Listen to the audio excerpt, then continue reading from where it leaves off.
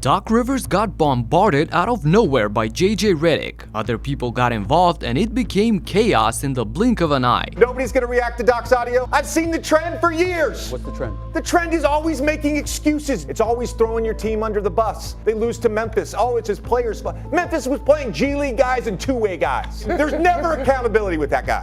JJ was reacting to the clip of Doc's post-game press conference following Milwaukee's most embarrassing loss of the season, losing to a bunch of G League players in Memphis. Two guys forget what we're running. Then we miss the shot and then nobody gets back. That tells you all you need to know about where our heads were. We had some guys here and we had some guys in Cabo. Now, before going deeper in the drama, I can't stress enough how bad this was. The Bucks are supposed to be a super team and a title favorite, while the entire Grizzlies team basically is injured. They signed guys to 10-day contracts just to have someone step out on the court and play. I mean, look at the starting five. Vince Williams, Santi Aldama, Trey Jemison, Zaire Williams, and Jordan Goodwin. How did this actually happen?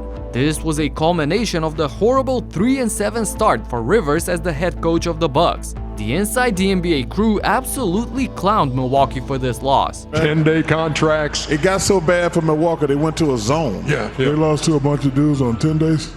Yeah, and not only on 10 days, Shaq, a lot of those guys, like a one and dones or like a GG Jackson in those situations, they would have trouble. Who's the number one team in the country right now? UConn? UConn, really good. They'd have trouble with UConn. Like, it'd be a good game. So in the post-game, Doc goes and says that, and on an off day with no NBA games, JJ decides to fire away at him on national TV. So now it gets interesting because Austin Rivers is a colleague of Reddick at ESPN and he had something to say about it as well. I just simply don't agree with it. For someone who's not accountable, he seems to always be held responsible, considering he's the guy that's always fired when things don't go right. He got fired in the bubble for a 3-1 lead versus the Denver Nuggets. Then he gets fired for losing to a team that was favored over him, which was the Celtics last year. Seems like he's always responsible. It's just as strange coming from JJ. Your best years in the NBA were when you played for him in the Clippers. Let's not forget that. I don't know if there's like frustration there or it's just very ironic and kind of weird that you have this energy towards him in terms of him never ever being accountable, considering he's always been responsible. Austin tried to kind of stand up for Doc without it looking too confrontational, and I respect that.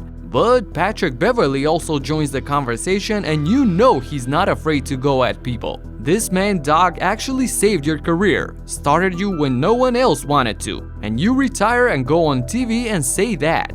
JJ responds saying that he had an offer from another team for the same amount of money and for the same role of being a starter. And Beverly fires away one last time with this tweet.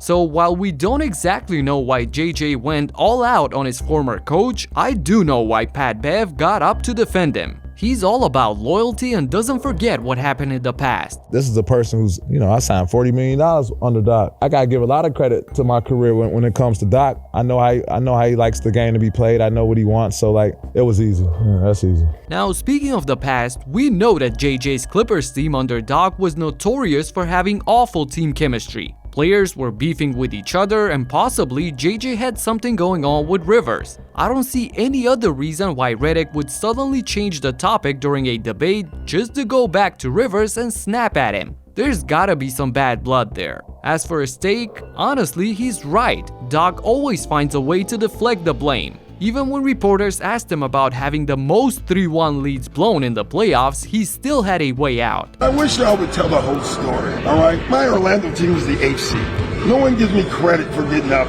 against the Pistons who won the title. That was an 8th seed. I dare you to go back and look at that roster, and you would say, what a hell of a coaching job. The Clipper team that we lost 3-1. Chris Paul didn't play in the first 2 games and was playing on one leg, and we didn't have home court. And then the last one, to me, is the one we blew.